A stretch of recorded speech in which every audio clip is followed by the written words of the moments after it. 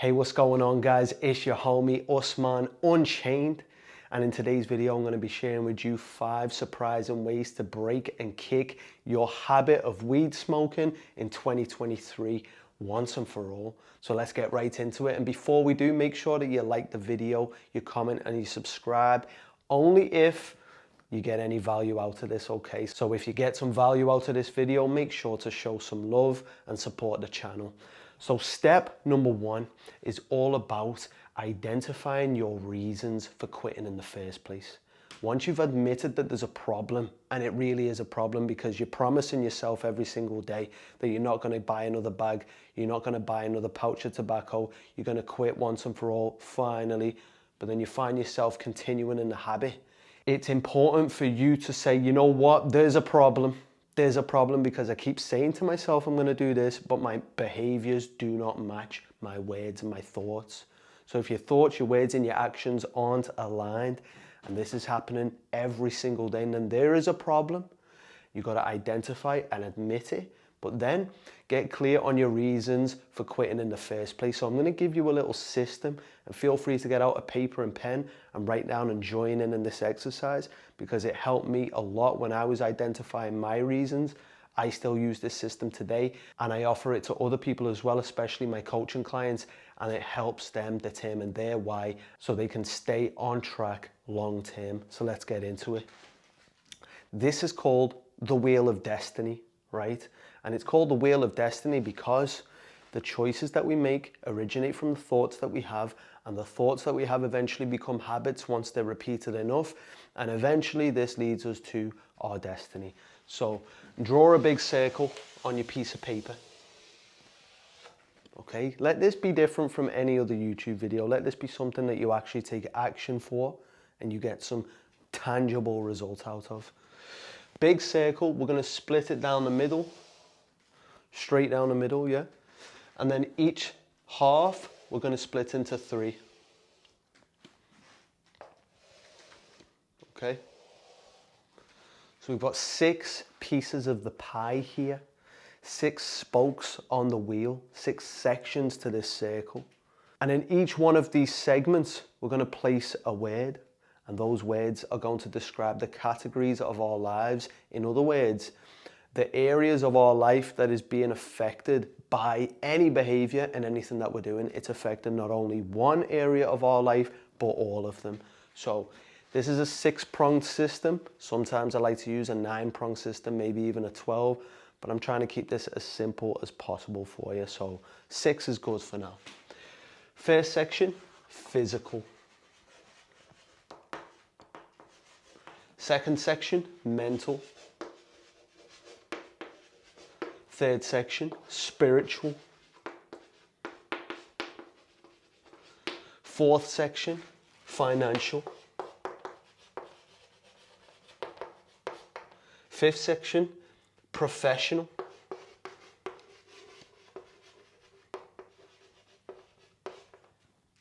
And sixth section, relational. So this is for you to do, okay? This is for you to take some time, take a minute to just think about how the habit of smoking weed daily and telling yourself you're going to quit, but then doing it again and again and again, battling yourself, is affecting all of these other areas of your life, okay? On a physical level, of course, it's obvious, right? But you want to write this stuff down and get clear on it, okay? Energy levels, think about, yeah? Think about willpower, think about drive if you're on the mental category. What about spiritual? Attachment is the root to all suffering. This is one of the common teachings within Buddhism. And so if you want some spiritual growth, you want to be experiencing spiritual reality, then you're killing your progress with an addiction. Financial speaks for itself, right? Smoking weed can get very expensive. At one point I was spending £120 a week. Okay, that's a lot of money. So financial, write it down. How's it affecting your financial life? Professional, your focus, your discipline, the character traits that are necessary for you to be the person that you need to be in order to show up to the highest level. And relational, how's this affecting your relationships? Are you isolating yourself? Are you saying no to social gatherings and events and time with the people that you love most in life? Are you stopping yourself from even establishing any meaningful relationships because you're isolating yourself and simply just smoking your nights away or smoking your days away instead? An interesting thing that I came to understand was that smoking weed was a replacement for a relationship to a woman, okay? Smoking weed is feminine, Mary Jane is feminine, and it's almost as if you're in a love affair with Mary Jane. In fact, this is something I had to consider when I was quitting, and I framed the whole thing as I was breaking up with Mary Jane. Sorry, Mary, sorry, but it's time for this relationship to end. So get clear on how abusing marijuana is affecting all of these different categories in life. You want to add some more categories in, go for it. And let's move on to the next step. The next step I'm going to offer you is to create an honest, simple and resonant plan for making your change. You see, most people only go so long, maybe even a couple weeks or months before giving into temptation once again because they don't have a clear plan. And so I recommend this highly. This helps me, this has helped me and many others in making long-term change. That is devising a very clear strategy that's simple, honest and resonant, okay? Simple meaning it's not too complicated. Honest means you get real with yourself, homie. And resonant meaning that it's gonna work for you. You're gonna do those things because it resonates with who you are as a person. So on your piece of paper, if you're not just watching this video, but you're actually wanting to get something out of it, split it in two. And on one side, we're gonna write all of the habits, the rituals, the routines that you have in place right now that are sabotaging you and that are related to the habit of smoking weed. So for me, it would always be sitting in the shed, yeah? Sitting in the shed. And what else would I be doing? I'd be watching YouTube. Okay, notice I've got a posture here associated with it, I've got a location associated with it, I've got something that I'm doing with my eyes, I'm watching YouTube, and I'd be drinking tea. Okay, and eventually this even entered my bedroom. I let Mary Jane in. I let Mary Jane into the bedroom. It was a bad move, okay? That's just a very basic description of some of the rituals and routines that I had. It would also happen after breakfast. Okay, after breakfast. It would also happen when I was bored. And in the evening time especially. Social gatherings. Okay? So get clear on the rituals, the routines, the habits, the details that it involved. That's the current. Now we're going to move on to the future, okay? What are we going to replace all of these things with? So get clear on the new things that you can do. This is a strategy. This is like your moves list. You ever play Tekken when you was a kid on PlayStation? You press start, you pause the game, you go on your moves list, and you see all the choices that you have to kick, punch, Hadouken. Well, that's Street Fighter. Ain't no Hadouken here, but you'd be learning your moves. What are your available moves? Okay, so this is past, this is future, and in the future, let's get clear on some alternatives. I'll offer you a few, but these have to be honest for you. Your honesty comes in here as well, and resonant, okay? Make sure to keep it simple as well. So for me, in the beginning, this is something very interesting, is I started burning something else instead of weed. I was burning frankincense, or just incense, yeah? So we got frankincense. This is a great alternative. This also invites meditation, or some mindfulness practice. If you've never tried meditation before and you smoke weed daily, wow, you're missing out. You should totally pick up the habit of meditation and start inviting that into your life, because those spiritual gains that you might think you're getting from weed can be replaced with real spiritual gains and mental gains that you're getting from meditation, not to mention an increase to your creativity as well. For me, one of the things that I found to be a benefit as well was filming, okay? training in the gym, getting outside.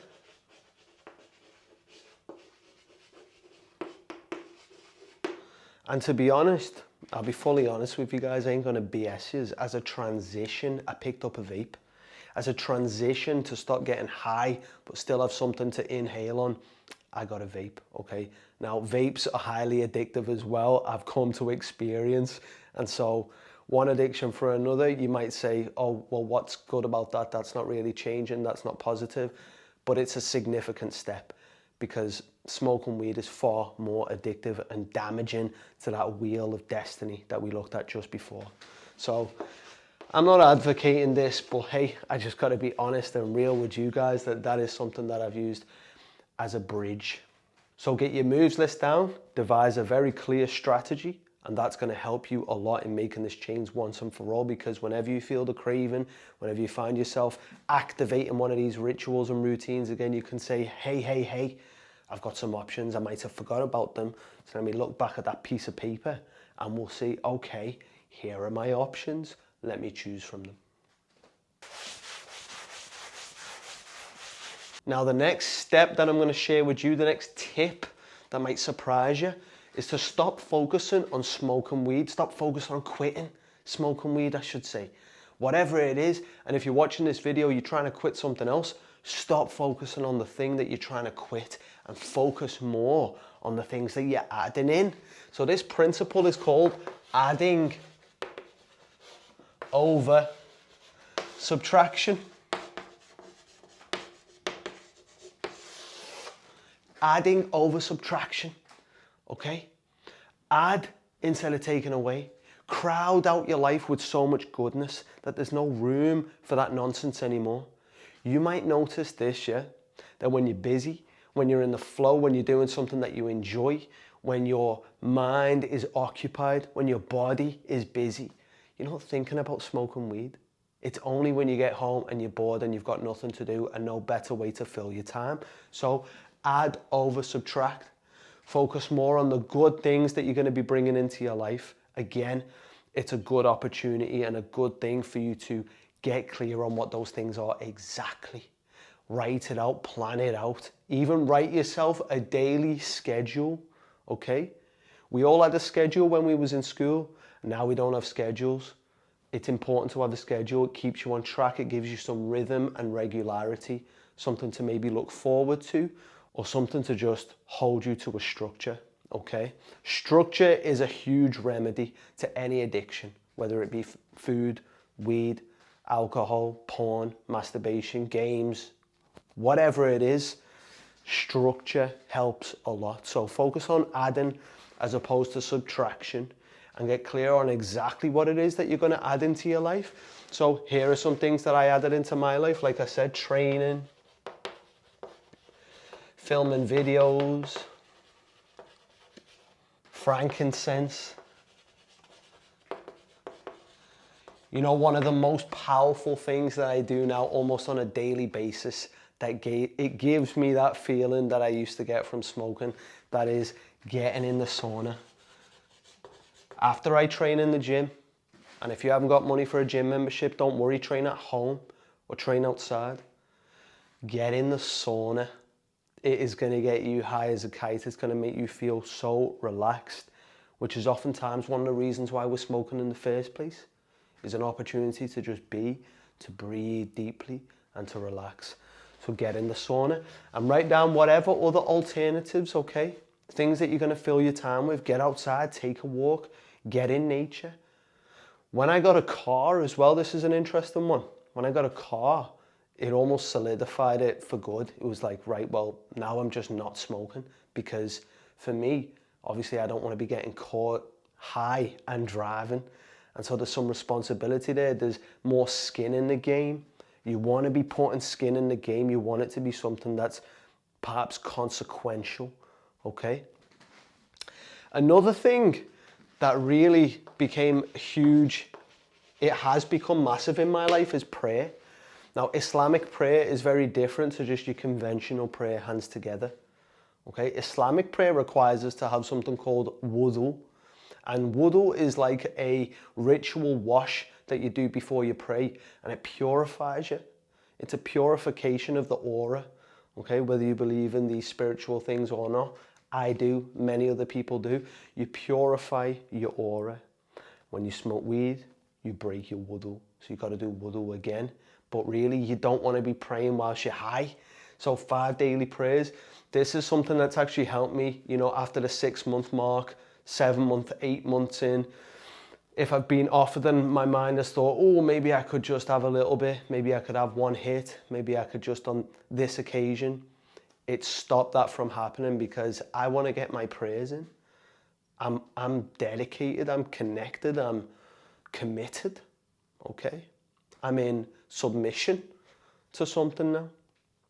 And you might say, what? That's weak. Well, a lot of people quit addictions when they join the military because they're in submission, okay? Or you get a job and they do regular drug tests, you're in submission, okay? So that's a kind of little side note there, is to submit to something. I submit to God. I submit to Allah. I submit to Islam. Islam is submission by definition. And if you think, well, that's weird, why are you doing that? You got problems with God. Just know that whether you believe in God or not, you're in submission to something anyway. And you're probably, like I was, in submission to Mary Jane. I was in submission to my desires. I was in submission to craving. I was in submission to addiction and smoking weed, because it would be the first thing I was thinking about when I woke up. It'd be the last thing I was doing when I went to bed. Submission to your screen, submission to your phone, submission to entertainment, submission to celebrities. They do it, you do it. You get me? So what are you currently submitting to? This is another thing to consider. Submit to something greater, something that's going to hold you accountable, something that doesn't allow for intoxication. And I tell you, this will make all the difference. Islam, for me, has been a game changer. Now, the next step I want to share with you guys, I hope this is educational. We're diving deep here. If you're getting some value, remember to like, comment, subscribe, leave your opinions, your perspectives, and support the channel. Let's move on to the next step, which is to upgrade. Yeah, upgrade your what? Can you guess it? Upgrade your what? Your self-image. You see, this is an interesting one. You might overlook this because it's not obvious. But in fact, this is the game changer. This is one of the biggest parts. It's going to be one of the biggest things on your addiction destruction journey, on your recovery journey, okay? Is to upgrade your self-image. Who do you think you are? Who do you believe you are? What do you believe you are capable of? And what are the beliefs that you have about yourself and life? If you think you're a piece of crap, you're going to treat yourself that way. If you believe that you're destined to be alone, you're going to isolate yourself. You see, this is the subconscious mind in action. And the subconscious mind is responsible for around 95% of all of our behaviors. 95% of all of our behaviors. Now, I haven't got the time to dive really deep into this topic of the subconscious mind right now, but just know that this is what it's really all about, is your self-image. Now, our self-image was derived and created for us and decided by us during our early life experiences. Maybe you got rejected in school or on the street or by one of your parents or someone that you loved and cared for deeply, and that hurt you and that stuck. You might be thinking, oh, why is he talking about all this emotional stuff? Guys, addiction is emotional, okay? Recovery is an emotional journey.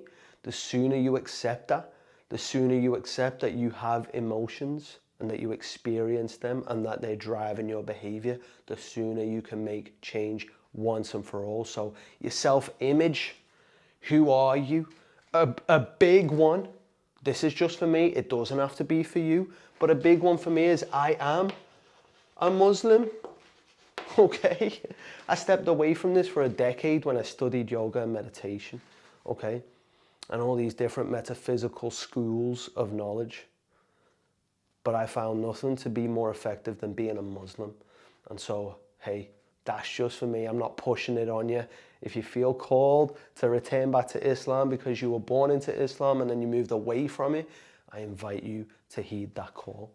Now, if you identify as a smoker or a stoner, then you're gonna behave like one. So you've got to create a new self-image for yourself, or at least an upgraded one for you to step into. A warrior. Okay, these are just examples. You don't have to copy mine, you choose your own.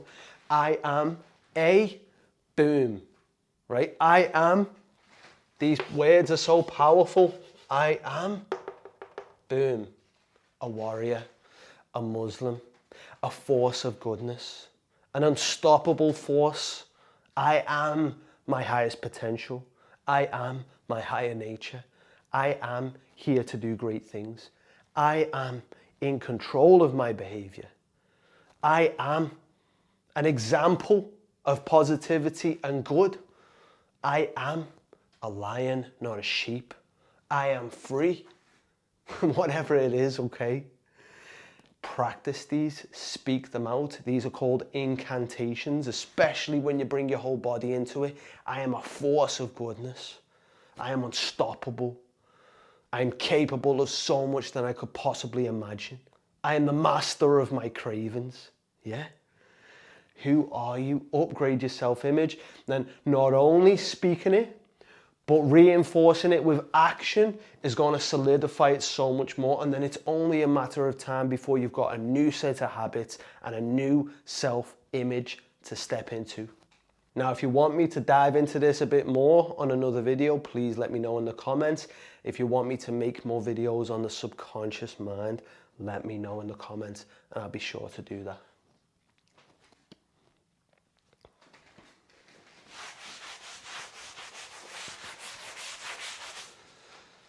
Now, the next step is something that you might be resistant to, okay? You might be resistant to your little Mary Jane spell. Might start speaking, might start saying, oh, what's he talking about? He's just using tactics here. He's blah de blah. I'm going to be straight up with you, okay? Seek help. You don't need to do everything alone, you know. You don't need to do everything alone. And in fact, if you're currently a stoner, if that's currently something you identify as, then the chances are very high that you were just like me and you felt like you needed to do everything alone. And you know what? There are some subconscious reasons for that in the first place that you might not even be aware of. For example, you need to do everything alone so that you can have the credit, so that you feel good enough, because you've never felt good enough. And so you're always trying to prove that you're good enough by doing everything yourself. But here's the thing. Once again, for me, this is where Islam made all the difference. There's a word in Islam that is Alhamdulillah. Alhamdulillah. This means praise be to Allah. That divine force that creates everything, that allows me to speak right now, that allows breath to enter and leave my body, that allows my brain to even exist in the first place, never mind creating change. That force, that divine energy is something that I can call upon for help, okay? So seek help, pray, ask for help, say it out loud, say, God, most divine, most high, help me in making this change. Do it in a way that works for you, but study the truth. Study and seek the truth, and it will clarify your beliefs about all of this stuff. Because I'm telling you, we live in a world today that doesn't like God, because there's a lot of trauma around it. But the truth is one, and the truth remains. So I prayed to Allah and I said, Allah, take this habit away from me. Take it away from me. So seek help from God, and you'll realize that nothing you ever have done has been done alone. And so you are not the one who needs the credit. All the praise goes to the divine, the one that allows us to exist in the first place, the one that we will return to one day, okay? Now here's the thing, you can seek help from God, but God has also made creation, and so you can seek help from a professional, okay? I have one service available for you. This is not a sales pitch, this is just me extending my arm out to you, because I was there, I was stuck, I was confused, I was lost, I was depressed, I was suicidal. And I made the change, and I'm now helping so many other people make the change. So you'll find a link down below for this, and that is you go to www.addictionselfmastery.com/training. And this is a free 50-minute training, 45-minute training that's going to help you understand addiction on a whole new level. It's completely free. So all you got to do is go to the link in the description and click it. Or here's another invitation. You want to speak with me one-on-one? I'll do that for free. The same link, addictionselfmastery.com/apply. Okay, so you choose whatever you want to do, and it's all within your own time. When you feel ready, that it's time to make a change, then make sure that you seize that moment and you take action. Okay, once again, make sure to like the video if you got some value from it. Subscribe to see more videos. I release them every Monday at 6:30 p.m. and feel free to leave a comment as well, showing love and support to anyone else that might be watching this video that needs a little help. Much love to you. Thank you for watching. Stay healthy, stay strong, stay free. Peace.